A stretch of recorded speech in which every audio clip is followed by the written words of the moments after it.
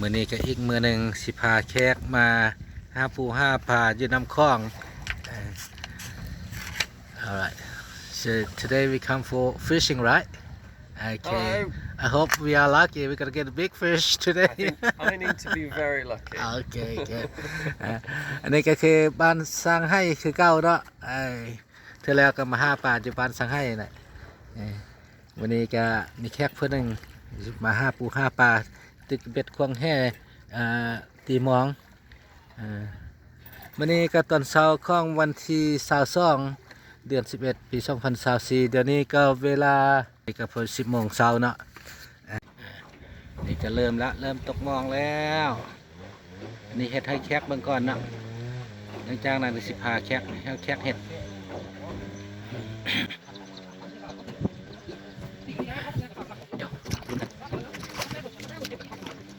So he's making a surf. Yeah right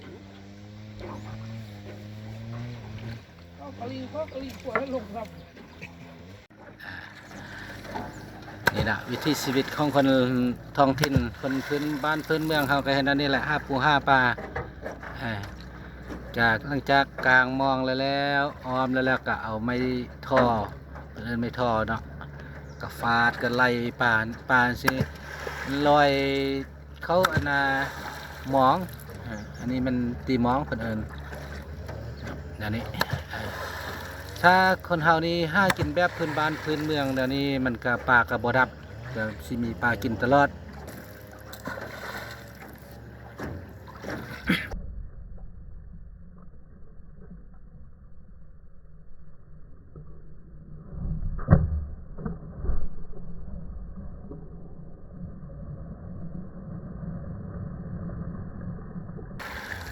สิเฮ็ดแบบสิวิธีหากินแบบพื้นบ้านพื้นเมืองเฮานี่เดี๋ยวนี้ครับก็ไปลุ้นกันมียังให้เราซอยแล้วบอกเราได้เรามาหาปลาได้อันนี้ก็เริ่มเก็บงองมาลุ้นกันเลยเบิ่งรอบนี้สิมานบ่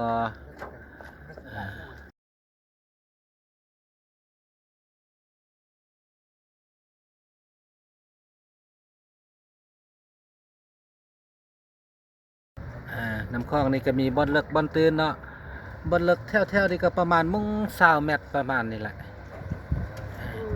น้ำคลองนี่ก็เป็นน้ำสายน้ำหนึ่งที่สำคัญรอเลี้ยงชีวิตของคนลาวทางซาดเนาะจากจินเหนือจนถึงใต้น้ำคลองนี่ก็มีต้นกำเนิดมาจากภูเพียงทิเบตแล้วก็มีความยาวอยู่ 4,850 กิโลเมตรทั้งหมดแล้วก็ไล่ผ่านจีนลาวพม่าไทยกัมพูชาแล้วก็ไล่สู่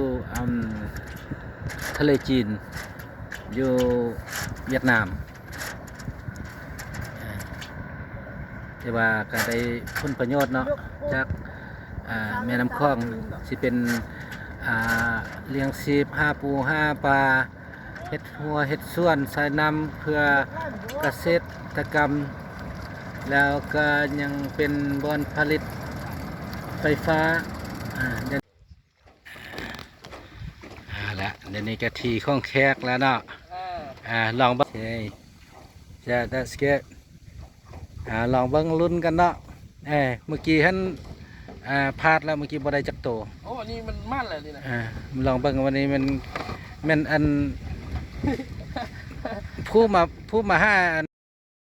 ต่างลองเบิ่งเนาะคันว่าชุดนี้ได้แล้วมันถือว่าแคบนี่ตั้งไอ้ซากอ่ะ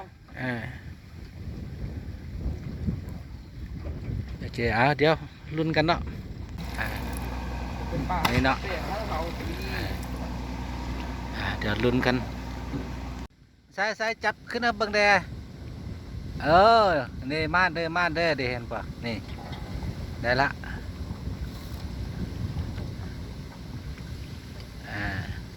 ที่ว่าอันเดียวนี้ที่ว่าปลาลัดyeah another fish good yeah that's a scorpion fish it had the sting yeah the stings on the back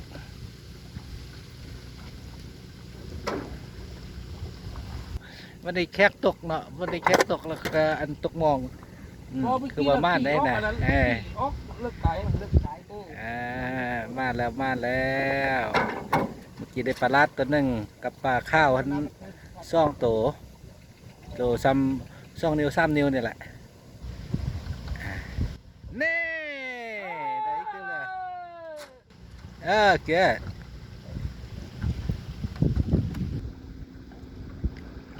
หลังบ้างอันใดมาแล้วถ้าเราใจเอาปลาหันออกโอเคเอารอบนี้ก็ถือว่าเอาได้อีกตัวหนึ่งเนาะ just take the fish up ถ้าเราใจมึงรู้เห็นอะไร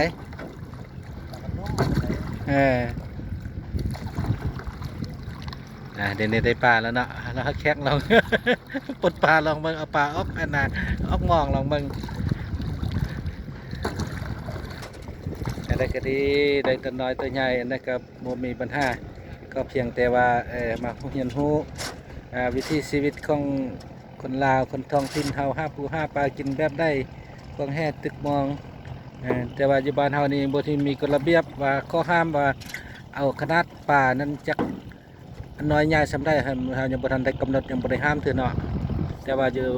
บ้านเขาเจ้าแท้เขาเจ้าสิมีข้อห้ามว่าสิเอาปลานั้นขนาดได้สำได้จะเอาจักโตแต่ละเทื่ออยู่บ้านเฮาแล้วมันได้หลายเท่านั้นละแห่งดีกินบ่หมดก็ไปขายอยู่ตลาดนี่ก็ได้เติมแล้วนะกำลังใจแล้วก็ทึกมองหันอีกเติมตัวนึงก็ม่านอยู่แต่ว่าสิได้หรือบ่ได้ก็บ่มีปัญหาแน่โอ้ยนี่อีกเติม2 ตัวนี่ก็ปลาน้อยสลัดกับปลาจัดปลาหมางนี่แซ่บจริงโอเคบัดนี้สิพาไปควงแห่บัดนี้นะหลังจากตีมองแล้วบัดนี้สิตึกเป็ดเนาะเดี๋ยวนี้กำลังซอกอันเหยื่อก็คือขี้กระเดือนนั่นแหละแต่ว่าเพิ่นสิเอาอันเหยื่อเหลี่ยมเนาะว่าเหยื่อเหลี่ยมสิจกเอาอยู่ในน้ำเหยื่อเหลี่ยมนี่ก็เป็นทั้งโตไป5 ห้างมันก็สิเป็นสี่เหลี่ยมเป็นเหยื่อเหลี่ยมแล้วก็โตสีแดงๆนั่นหนึ่งอันนั้นสิว่าเหมาะสมที่สุดตึกปลามันเนื้อมันก็บ่หยาบบ่เหนียวเวลาปลากินเวลาปลาทืนมันก็สิเบ็ดเท่าก็สิเกาะง่ายเบ็ดสิใส่ตึกนี่ก็ส่วนหลายนี่ก็สิเป็นเบอร์7เบอร์8นะก็ว่าตึกบนนำไล่นั่นสิก็เป็นเบอร์9 5เบอร์12ก็จะขึ้นกับฤดูกาลของมันแล้วก็สถานที่มาได้ปลาใหญ่ปลาไล่มั่นใจกับเปลี่ยนเอาเป็ดใหญ่ใส่ที่ว่ากาเกียมมันนี่ก็เป็นเบอร์8ตึกนี่ใส่เอาซ้ำหนึ่งก็พอละalright ready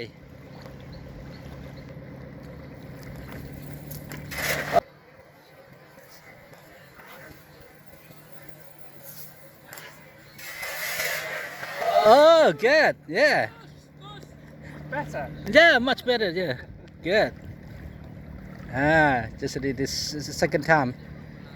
If you do some more, gonna be better and better.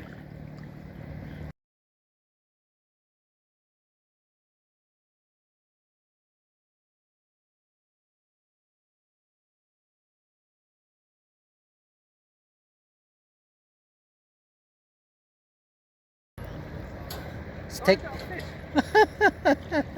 All right, yeah. Oh, cool. Yeah. Like there, down there. Come on. See right here first. Oh, look. Yeah. So there's the catfish, but just the young one, the little one. Be careful. Don't touch it. If you touch it, it has to sting. Yeah, it can sting you. Sting on the fin. Yeah, on the fin, the back fin, and also the fin beside, close to the head. Can we eat it?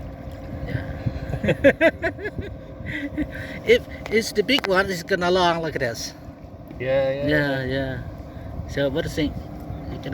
But how can I catch him without getting stuck? yeah. Just don't touch the tail. chill like this. Just make like this. Mm-hmm. Yeah. Don't touch the tail. Mhm. Just touch the head. Yeah, like that. So otherwise, if you touch it here at the tail, they're gonna make like this, and it can sting you. Okay, good. Come on, put here. All right. Cool. Oh yes.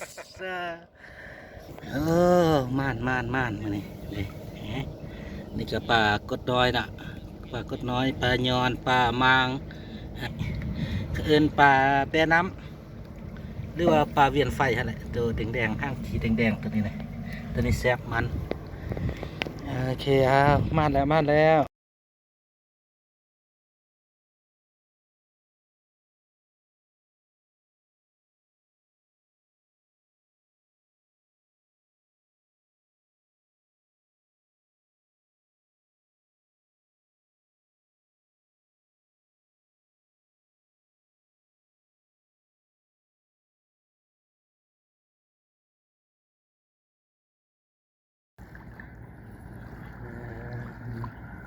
Yeah. Yes. Got a little, Yeah. another little catfish. Yeah. Just be careful. Just touch it. Yeah.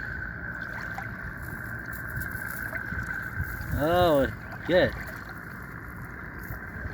ถือว่าม่านแล้วเนาะ Be careful. อันนี้กำลังครัวปลาอันนี้ปลาคงแห่เลยเนี่ยนะนี่อันนี้ปลาตีมองนี่นะนี่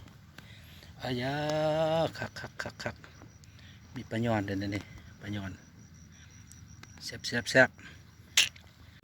หลังจากควงแห่ตีมองก็ได้เวลาอาหารเที่ยงละมาสิกินข้าวสวยโอ้ยปลาลายแห้งกินปลาหยอนปลาข้าวแล้วก็ปลาหมางแล้วก็มีปลาลาดเนี่ยเนาะปลาลาดไม่ใช่หรออันนี้ลาดปลากดน้อยเนี่ยขันมันใหญ่หมดนี่ปะโถซ้ำมาฮิปนี่บุยูแล้วนี่นะมาเด้อกินข้าวกันเด้อดีแคมนำบรรยากาศดีๆงามๆครับ so ready for lunch Very ready for lunch. yeah Look good. yeah นี่มันอาหารมื้อนี้เด้อมียำมะเขือปิ้งปลาเจ้ามะเขือสุปผักไข่แพนแล้วก็คาดบ่ได้ก็คืออันนี้อันนี้แหละผักเป็ดจีนี่บรรยากาศแชมน้ำคัก good is it good Really good. very good yeah be careful okay Is this the right way? อันนี้ก็มาตึกเบ็ดหลังจากควงแห่ตีมองแล้วก็มาตึกเบ็ดเนาะเบิ่งลุ้นเบิ่งเด้อม่านบ่เฮ้ยโอ้เว้ยโอ้เย้ yeah it's a catfish ม่านนั่นน่ะเฮ้ยปลาเข็ง yeah oh good So I put it on here. It's a catfish. That's just the young one, the small one. If the big one, that's quite big and long, like a 1 meter, 2 meter. Has it still got the stings on it? Yeah. Okay. So this one, just let it go. Let him go. Yeah. Can I grab it? Be careful. Another hook right here. Yeah, I use 2 hooks. Go on, you grab it. ปลาในสิปล่อยเด้ออันนี้ค่อยๆตรงนั้น ปล่อยทุกปักมือแล้วมั้ง บ่ปักป่าคือปรากฏป่าได้เลี้ยง ค่อยวางนะครับ so be careful Yeah, you do. เอาลงแคมน้ำเป๊ะๆแคมน้ำ แปะแคมๆได้ไหมแปะแคมๆสลัด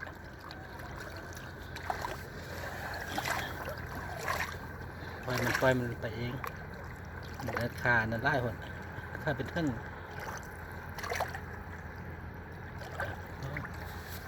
ไปแล้วปล่อยให้มันใหญ่กันแล้วค่อยเอา Oh, look, fish didn't even get to eat the worm. Yeah. Oh yeah. It's just a little fish.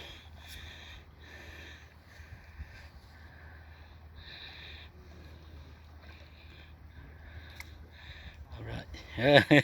Little Put fish. it back. Already had my lunch. Okay. Good.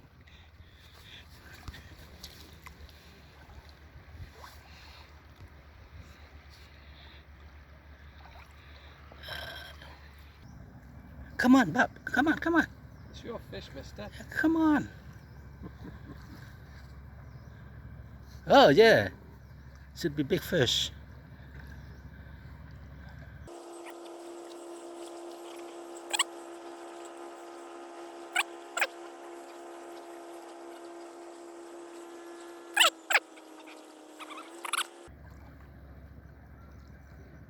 Oh, it's still there. Oh, look. Oh, yeah. Yeah. Oh, wow. Lucky to get a big fish.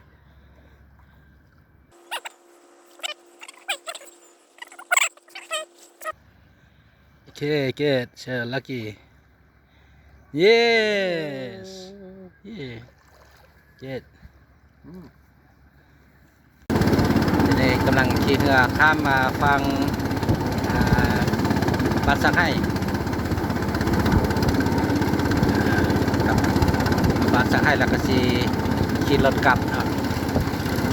เอาทีนี้กันเด้อ